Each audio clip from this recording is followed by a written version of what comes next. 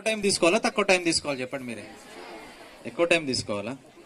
Sir కింద కూర్చుంటే పైకి రమ్మన్నారు కాబట్టి ఎక్కువ టైం తీసుకుంటే పైనుంచి మళ్ళీ కిందికి పంపించేస్తారు. సో వద్దు, ఎక్కువ టైం వద్దు. మేడం కూడా వార్తల్లో వచ్చిన అంశాలు చెప్పారు కాబట్టి మనం కూడా వార్తల్లో వచ్చిన అంశాలే చెప్దాం. సునీత విలియమ్స్ తెలుసా ఇక్కడ? సునీత విలియమ్స్ గురించి మీరు గమనించిన ఒక అంశం ఏదైనా మీలో ఎవరైనా చెప్తే నేను సంతోషిస్తాను.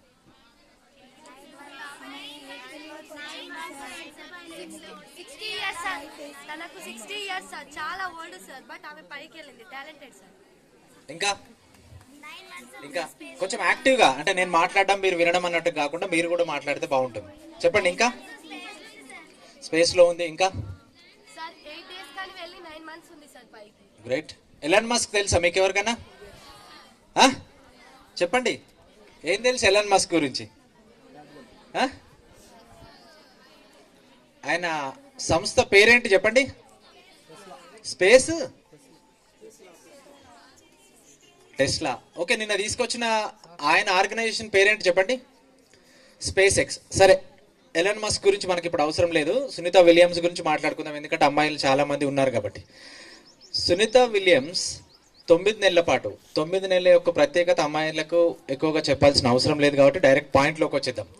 9 నెలల పాటు ఇంకొక ఆస్ట్రోనాట్తో ఉండి, కరెక్ట్గా చెప్పాలి అని అంటే ఆమె బ్రతికుందా లేదా తెలియని స్థితిలో, బ్రతుకుతుందా లేదా తెలియని స్థితిలో, ఒక మనిషితో సరైన విధంగా కమ్యూనికేట్ కూడా చేయలేని స్థితిలో. చూసారనుకుంటా కదా కొన్ని స్పేస్ వీడియోస్, ఆమె మాట్లాడుతూ ఉంటే లేదా ఆస్ట్రోనాట్ వెళ్తూ ఉంటే గాల్లో మనలాగా కుదురుగా నిల్చోలేని స్థితి.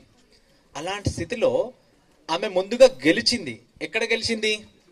మనందరి హృదయాలని కాదు, తన మానసిక స్థితిని. ఎక్కడ గెలిచింది? ఆమె మెంటల్గా పర్ఫెక్ట్గా ఉండడానికి ప్రయత్నించింది. ఆ తర్వాత మనందరి హృదయాలని నిన్న ఆమె భూమికి తిరిగి రావడం ద్వారా. అవునా కాదా చెప్పండి?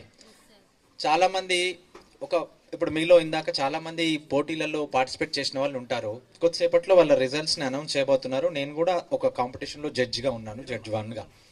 ఇందులో ఓడిపోతేనే అయిపోయింది మా లైఫ్ ఇంకా అని అనుకుంటారు. బట్ ఆమె లిటరలీ, మళ్ళీ చెప్తున్నాను, చనిపోతుందా బతికి ఉందా తెలియని స్థితిలో ఉండి అక్కడి నుంచి బయటపడి మన అందరి హృదయాలను గెలిచారు.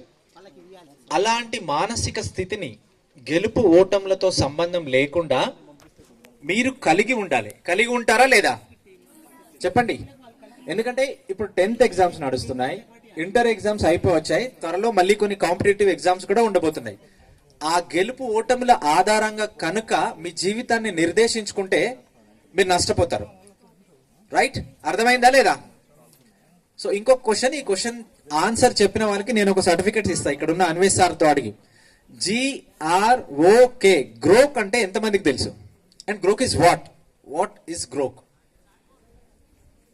ఎవరో చెప్పారు answer? Please raise your hands. Grok is what? Not grow, GROW grow కాదు, GROK గ్రోక్. చాట్ బోర్డ్ కాదు, chat board is different. Grok is a AI platform. Grok is what?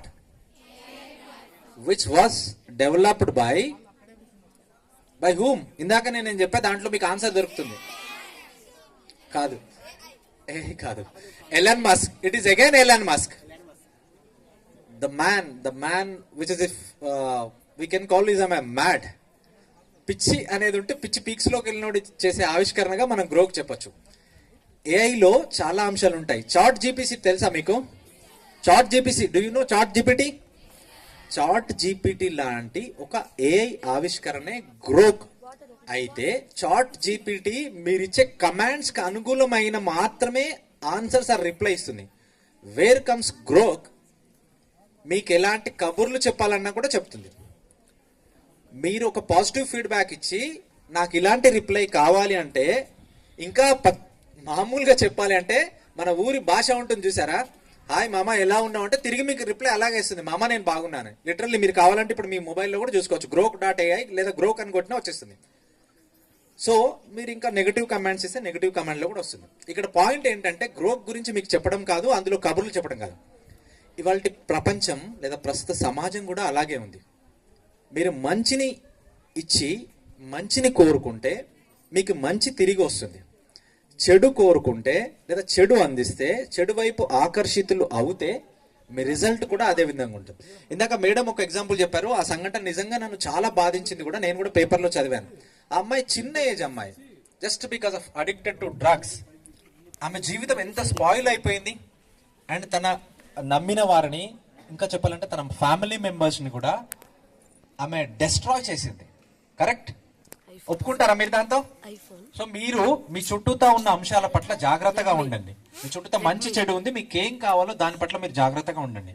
మీరు దేనికోసం శ్రమించాలి? విజయం కోసమా, జస్ట్ ఫర్ ఎ ఫన్నా? దాని పట్ల మీరు క్లారిటీగా ఉండండి. విజయం కోసం అయితే అదే దారిలో శ్రమించండి, ప్రయత్నించండి. ఇందాక నేను చెప్పినట్టు కాస్త ఆలస్యమైన లేదా మిమ్మల్ని పరాజయం అనేది పలకరించినా కూడా ఏదో ఒక దశలో మీ దగ్గరికి విజయం చేరువ అవుతుంది. Wishing you all the best and best wishes for your future endeavors. Thank you.